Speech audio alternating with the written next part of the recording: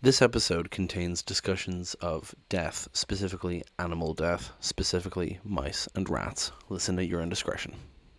It is Monday, the 10th of May, 2024. My name is Pigeon Rose, and this is my song of the day.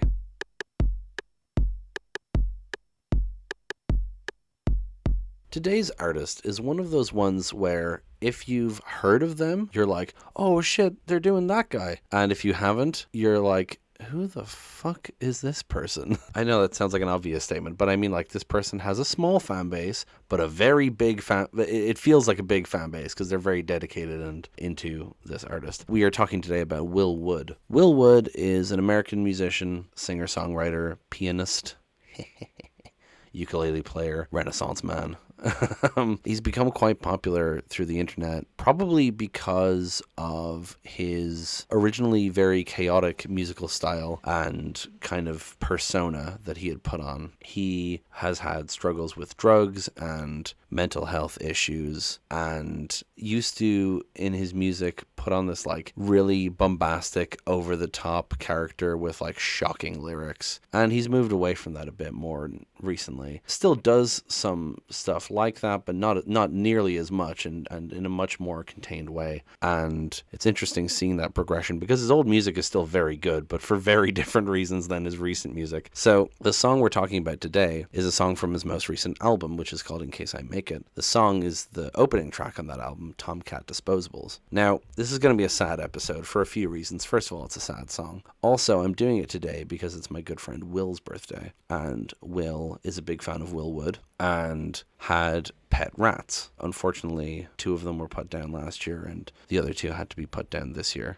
In fact, as I'm recording this, it's only been like a week. I think less, actually. Point is, recently they had to be put down, unfortunately. And I had decided to do the song for their birthday because they love Will Wood, they love their music, and we're doing an animal themed thing. But you know, the timing of that makes it a bit sadder. Now I'm not changing that I'm doing the song, and Will is okay with that, but it's just the context is going to make me a lot sadder talking about this because the song itself is about a mouse who dies. Spoilers. And so, yeah, it's just kind of sad to think about. But we will get into that when we listen to it. I want to preface this before we do listen to it. So this is about a real incident in Will Wood's life involving a mouse in his house. The song is from the mouse's perspective, but there is also a music video, which is gorgeous stop motion, really well made, really nice. And I think the best way to experience this song is watching the video. You don't have to, obviously. You can still experience the song completely through the song itself. But I recommend if you are like, you know, listening to this podcast in a place where you can watch the video, that you watch the video when you're listening to the song. So we're going to listen to it now and then come back in a few minutes and talk about it.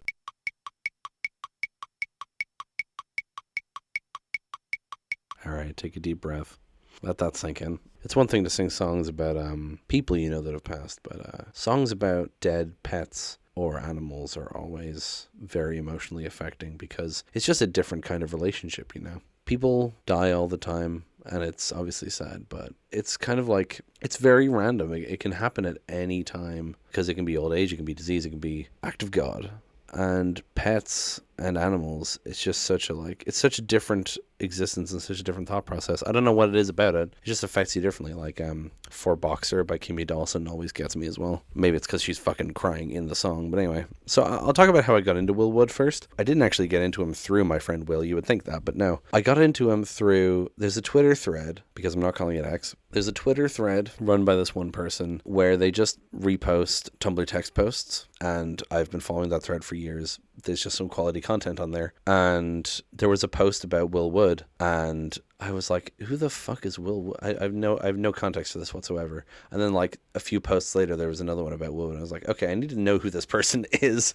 So I got into him that way, and was surprised that I liked what I heard. It took me a bit to fully adjust to it, because it is a very specific style, his earlier stuff. This was around the time, it was maybe a few months after the Normal album came out, I guess, which is his 3rd album. But yeah, I became a bit obsessed after that for a few months, as long as the ADHD would allow me. And then, you know, I had a few songs of his in rotation, but I didn't listen to him that much after that. And then I became friends with Will, and that's when my interest in Will Wood was rekindled, of course. And so I was like fully a fan and listening relatively regularly by the time this album came out. This song was actually released before the album with the music video and everything. And man, it just hits you like a fucking train, especially knowing the story, but also like it's just so different to his previous work. Like I said, his earlier stuff was very chaotic and over the top, and there was still softer and like mellower songs and slower songs, but the big ones were like the ones that really stick in your head. And then this song is like there's fucking it's jazzy. It's really interesting and nice and melodic. And his voice, he's not doing like "You never take me alive, baby." He's singing very softly and sweetly, a bit froggy, a bit Kermity. Just not what I was expecting at all, but such a pleasant surprise. And really tells you about how the rest of the album is like, which is also very good. So the story behind this song specifically is that Will found a mouse living in his house, so he started feeding it like little bits of cheese, just like, keep it fed, whatever. And then he ended up looking it up and discovering that the specific species of mouse like carries and spreads some pretty deadly diseases. And he was like, oh, well, fuck, I have to poison it then. I have to kill it because otherwise it'll spread diseases. So he eventually killed it with poison and felt like absolute shit about it. And that's what this song is about. Being from the mouse's perspective makes it hit so much harder because the mouse really comes across like so innocent in the story, which is of course the point. I mean, the mouse is innocent. They really capture that accurately in their lyrics. We'll read it. I'm not going to read the whole thing probably because there's a lot of lyrics and I don't want this episode to go on forever, but I have mapped the cupboards and drawers, tracked the least walked spots on the floor, happy to be home safe and warm as shadows by their feet, the odd vanishing treat, quietly eating while they sleep, so here's where I'll be raising my kids. If I can find someone to start a family with, till then I'll dream of the day my odds and ends fit.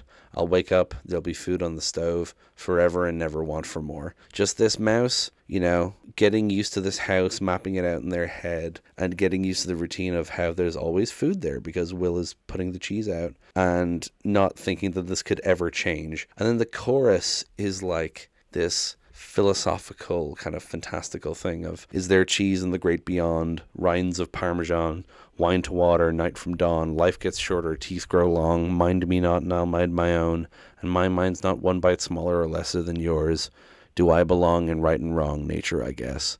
Is there cheese in the great beyond is a line that has come to really hurt me, as silly and kind of sweet as it is, but because it's about dreaming about heaven having cheese in it, and it's a very mouse thing to dream of. Rinds of parmesan. It's very affecting, and that do I belong in right and wrong, nature I guess, sums up the whole thing really. One night one flung light through this place, so I run for cover, over, under, left the rind out on the plate, little heart racing and praying something keep me safe. I think it saw my face. Okay, one hungry day is nothing come what may. But then winter came inside for 3 nights, left me grinding my teeth between my walls and gripping my dreams tight. Curled up, kept my head up and put up the fight. I'll make it through again. I have before. Come on now, what's one more? Struggling through winter time. The person coming through with the light is presumably Will. And then you get the chorus again, and then you get the bridge. Spring bloomed in the kitchen again, so I crawled out of the wall and squinting saw hope on the stovetop. So they see what is presumably the like rat poison or whatever and think it's cheese or it's poisoned food, right? Just like I'd always imagined it, more than I could eat. My dreams were finally reality. My struggles had a happy ending. They must want to be friends.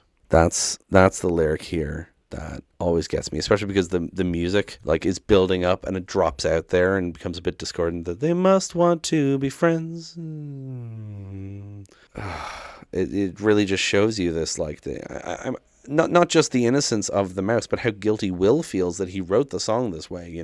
My stomach starts to turn with thirst, why does it hurt? My just desserts is served, dig in. And then the chorus is different. So I stumble back to bed. Something's not quite right. Guess I'll just go rest my head. Now as I lay me down to sleep, I expect no dreams and no sweet goodbye to me. Flatline in the morning light, I held on so tight for so long, it's just not right. Let a sigh out as I close my eyes. Was that all there was to this? What's for the best? And then you get the normal chorus after that. And then the outro. Do I belong in right and wrong? One dies alone, and why? Don't know. Goodbye, so long to mice in homes. Nature, I guess. Nature, I guess. Nature, I guess. It lays it out so plainly. And it's so affecting because it really just shows this like this guilt complex that Will Wood has built up about this of like this is a murder essentially is how he's looking at it, you know, and it really makes you feel for this poor mouse, especially the idea that it dies alone and then goodbye so long and to mice in homes, like it's calling out to its brethren, you know, and then nature, I guess, slowly getting lower in register, like saying, well, this is just how it goes, I guess. It's just so sad. Oh man, fuck. I love this song. It hurts. Like, I'm not going to go through all of what I read out line by line because there's a lot in it, obviously, but you get the idea, you know. Just this betrayal and this death is just so affecting to Will, and he portrays it in such an affecting way that even the listener who doesn't know about the real incident will understand it and empathize with it, you know. And musically, like I said, it's more interesting. It's acoustic. There's whistling. There's soft drums. There's an alto saxophone and a flute. You know, it's a real nice sound to it, and of course ukulele, because that's kind of Will Wood's signature in a lot of ways. I don't know if you watched the music video, like I said, but I recommend it afterwards, even at some point if you can. It's just so well made. The stop motion with the little figure of the mouse. At one point you see a skull that is, I believe, the actual like real life mouse's skull. And it just becomes so heartbreaking at the end because the whole video has the mouse gathering these little fragments of something and putting them together. And when they finally put them together at the end, its shadow shows a dead mouse and then it dies. I should mention also, actually, my friend Will, who I keep referring to, has a tattoo of the little mouse figure from this video on their arm. So, I mean, it tells you how much the song means to them. And it's come to mean a lot to me, too. I love this song. I love the video. I think it's really good. I think you would enjoy it, hence why I'm talking about it here. And what a way to kick off my animal-themed week. But this is the whole reason I'm doing this animal-themed week, is that because it's my friend's birthday today, I wanted to do this song. I was going to say I promise they'll get happier from here. Not all the songs I'm talking about this week are happy. I don't know if any of them, well, a little bit. A lot of them are sad still, but I think this one is the saddest, partially because it's based on a real thing. But, yeah, they won't be quite as tear-inducing as this, I think. Anyway, I think that's pretty much all I have to say here. I know a lot of this episode was just me reading the lyrics, but I wanted you to hear them. Yeah, so let me know in the comments what you thought. Did you love it? Did you hate it? What would you rate it? I need to stop quoting Anthony Fantano in my outro bits because I don't actually watch him that often. Subscribe, give it a like, tell your friends, tell your enemies, tell your family, and I will talk to you tomorrow. Break it down.